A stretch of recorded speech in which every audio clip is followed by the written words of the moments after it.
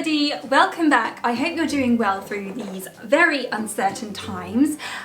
Today kind of marks over 2 weeks since we have been in self-isolation here in the UK. And today I sort of came up with a video idea of 5 things I'm liking about self-isolation and 5 things I'm not liking about self-isolation. Don't know what's going to come first, the chicken or the egg. Now, the reason I thought I would share some of the things that I am liking and some of the things I'm not liking is because maybe you can hopefully see some positives to being in self-isolation and some of the negatives to maybe help you feel less alone. And at the end of this video, I am going to share with you some of the things that other people have said that they're liking and what they have not liked about self-isolation. You'll be able to read through those. You might even see your own comment as well. Also, some of these may be conflicting and contradicting. You know what? I am going to start with the good. The first one that I have written down is spending time with my family 24/7. Yeah. So far so good. We are very, very close. We do spend a lot of time indoors. We do spend a lot of time together. So in that respect, things haven't really changed. We go on the walks together, practicing social distancing under the government guidelines. We've always played games together. 2, 3. Eat the bomb! Eat the bomb!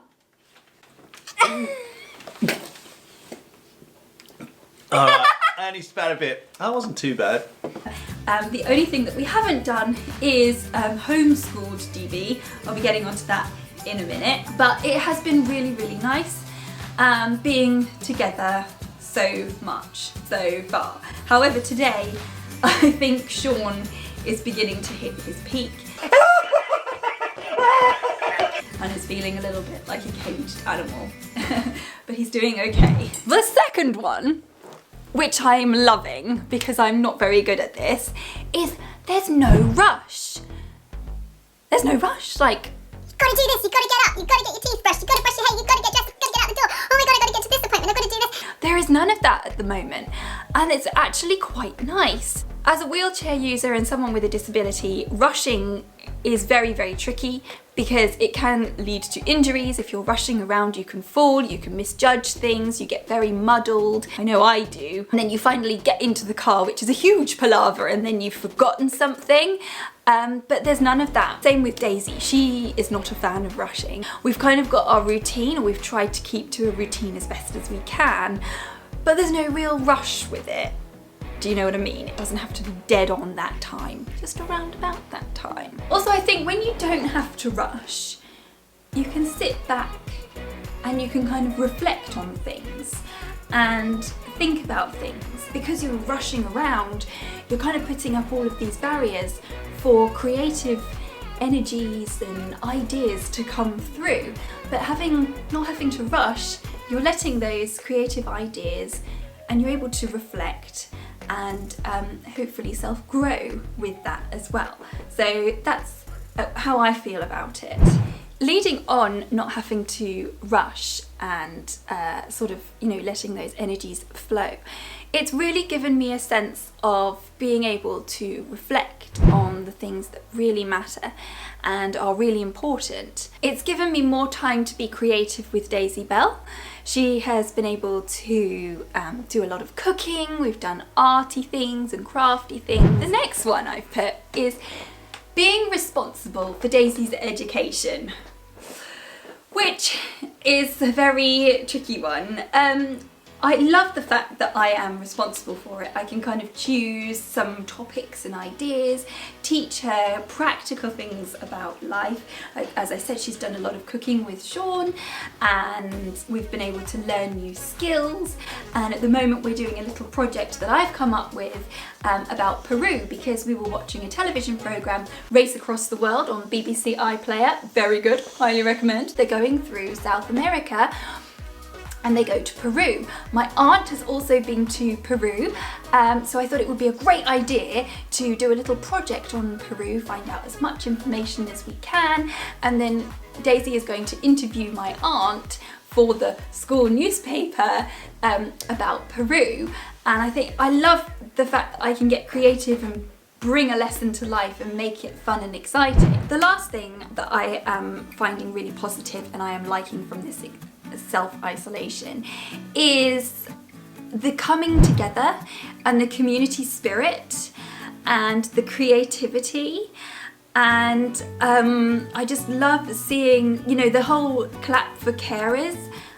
If you don't know what that is, in the UK we have something called the NHS, the National Health Service, which is just amazing. And everybody claps outside their houses. We're clapping for the NHS. Everyone is out together clapping. Go out further, Tim. And clap, Jim. At 8 o'clock on a Thursday to clap and show their appreciation for the NHS. I shed a little tear. I get quite emotional about it when I see it. I just think it's really, really nice. And thinking about this time, it really makes me reflect on what my grandparents went through during the war.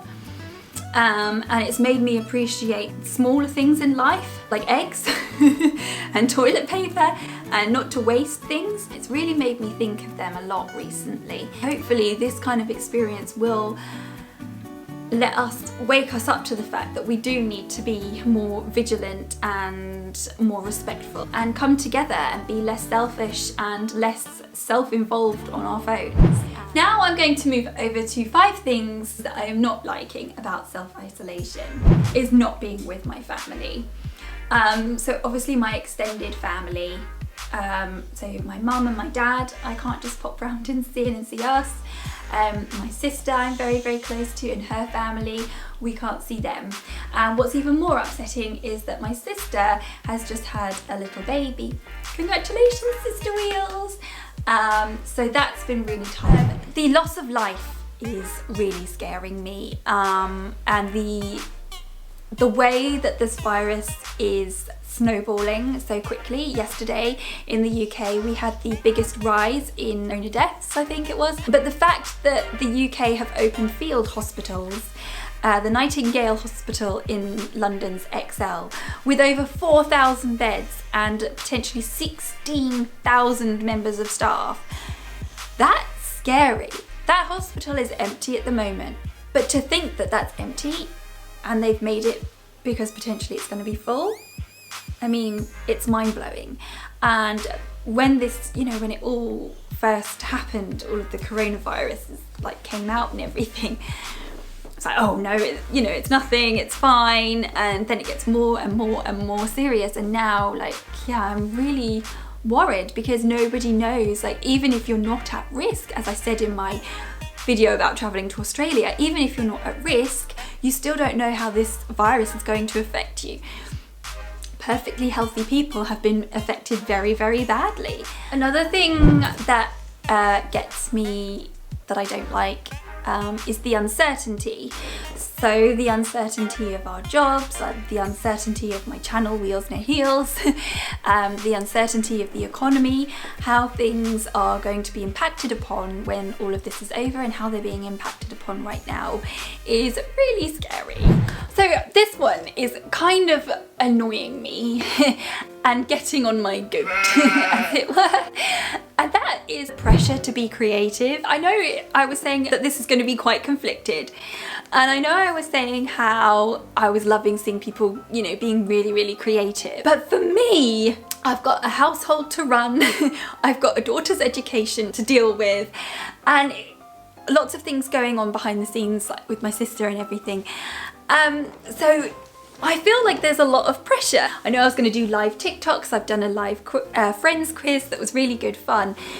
But quite a lot of people, especially people who aren't disabled, have messaged me. I've been talking about, you know, my channel and all of that and how everything's going. It's like, oh yeah, well, it's a great time to be creative. Honey, my whole life has been dedicated to being creative.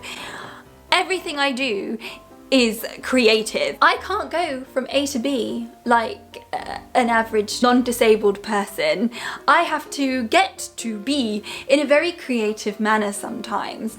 My whole channel, all the content that I constantly think up of for the last 4 to 5 years has been creative. Everything I do is creative.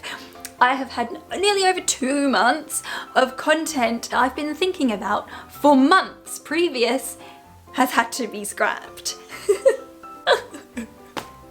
So yeah, the pressure of the creativity is getting to me, and the more I get sort of pressurized about that, I've got so much going on, it puts that block on.